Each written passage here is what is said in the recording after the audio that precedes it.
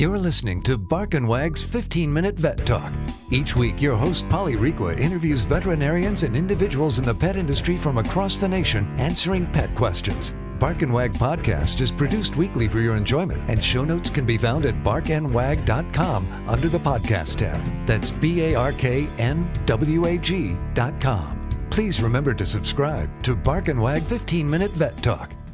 Thank you for listening to Bark and Wag 15-Minute Vet Talk. Bark and Wag is dedicated to protecting our dogs through advocacy, education, and supporting like-minded dog lovers by selling custom pet products. Bark and Wag is excited to announce our new partnership with a Colorado hemp farm to produce a line of CBD products for your pets. Bark and Wag has CBD pet tincture available in 300, 750, 1200, and 2400 milligrams. Bark and Wag CBD is pet safe, no THC, it's made in the USA, and is CO2 extracted. Please check out Bark and Wag's website, barkandwag.com. That is BARK, to see our line of CBD and awesome merchandise. We love pooch ideas for podcasts and merchandise, so anytime send an email to Polly at barkandwag.com with your suggestions.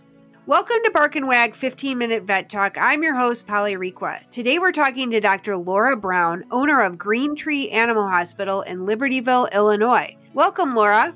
Hey, Polly. Thanks for having me. So I have had on the podcast store owners that own pet stores talk about dog food, but I've never asked a veterinarian what they look for in a dog food. Okay. So what do you look for when you walk in? I mean, it's just, you're inundated with rows of dog food now.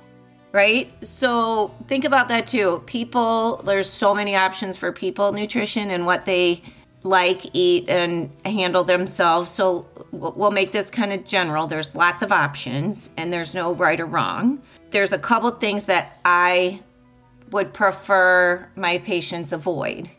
One of them is to not feed raw diets. Okay.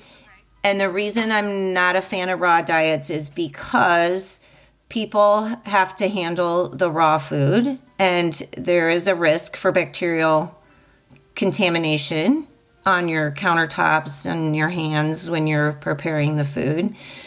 The dog's GI tract was not designed to be a wolf out in the wild eating raw food. And so there's a potential for some definite problems with the bacteria of the raw food that domestic dogs are exposed to. And potentially the bacteria can go into other places besides their GI tract, especially if they don't have a real strong immune system. So that's one thing I avoid. The second thing about dog foods to try and avoid is the grain-free myth. Now, grain-free in general is not necessarily bad, but grain-free diets that also have exotic ingredients, like not normal carbs like sardines and lentils and peas, are weird carb sources. And so with no grain plus those weird carb sources, there's been some studies that show dogs have developed heart disease. It's still not 100% sure exactly what the mechanism is, but there's definitely enough cases of grain-free diets that also have these exotic ingredients that have caused some heart problems. So I would avoid that. Okay. And then after that, my recommendation is to go with a well-known company that has a lot of research behind their name and they have to be big enough to have enough money to be able to invest in research, right? And have veterinarians on staff and nutritionists on staff and things like that. So that tends to be some of the bigger companies like Purina's. I feed my own dog a Purina Pro Plan diet. Hills or Science Diet is a good one. Iams and Eukanuba. Eukanuba is their Cadillac brand, been around a long time. And Royal Canin. Those are my top 4 diets that I recommend for people. And probably a lot of that is because I have experience with them on the veterinary side and they make prescription diets. Yeah, right. But I know they make good diets because they have all this money invested in the staff to do the right research and the right food trials and actually test it on dogs and do the trials, but that's expensive. So to do it right, I think you have to have the research, and those big companies have the funds and the resources to be able to do that. I really like, for both my dogs, I use From. Yep. I mean, that's a big company. It's been out there for a while too. I don't think they have a veterinary side. I really like for the pug, the small bite. Yep. And that's my next thing is I don't tell people to change off the food that they're feeding to one of the big four I just said if their dog is a good weight, energetic, has normal stool consistency, and doesn't poop like 10 times a day, has a healthy coat, and seems satisfied by his diet. There's so many good diets out there that I wouldn't switch from a diet that you're on, that your dog's doing well on, just because I said that. Yeah. Right?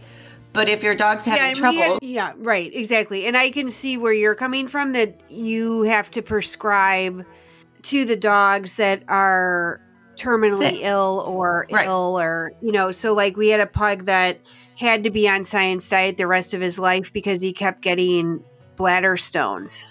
Right. And, and only science diet offered that. Right. And now there's other brands that can help prevent bladder stones too, but like I said, there's not one thing wrong with From. If your dog likes it, they got the small bites going on, they're a healthy weight, like I said, healthy stool, tons of energy. Great. Yeah. Yeah. Okay, great. So another thing that I've been doing is kind of making them their own food. Have you? That's tough. Well, I've just been doing chicken, carrots, and celery in a crock pot. And no supplements or vitamins to go with? No. I said bad. Yes. So dogs have some different, protein requirements and vitamin and mineral requirements than people. So when you don't feed a commercial dog food, you're missing out on that. Oh, well, I mix it in. Okay. Say. Yeah. Okay, so they're getting some dog food too. Yeah. Okay. Yeah. Okay. Because there are some people that like to completely home cook, and I applaud them for the effort because it is so hard. There is a good website called Balance It that has some good homemade diets on there, but they also have a supplement that you need to buy as well that has the added vitamins and minerals in there. Oh, interesting. Okay. Yeah, so it's so hard to cook completely, home cook for your diet, for your dog, and not miss out on some important element. Like, how much calcium do you put in there? How much phosphorus do you put in there? How much, don't forget, they have essential amino acids that they need that are different than people. That the dog food companies know dogs need that, so they put it in their diets. But if you're completely home cooking, you could be missing out on a lot. And it's not going to be evident after a month. It's going to take months to years of feeding the wrong food, an incompletely nutritionally balanced diet for there to be problems. Okay.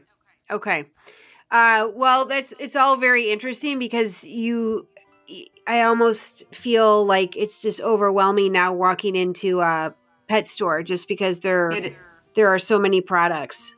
So many products, and one thing I will say, they are so good at marketing. Like how I want to switch my dog to the dog food that has the beautiful wolf jumping around in the field to make him that much more athletic. But in reality, that doesn't make a lot of sense. But all those dog food companies are really good at marketing. And I wish some of the smaller companies would spend more money on research and not so much marketing to make sure they're putting out a good product. Yes. Yeah. But they're very good marketers.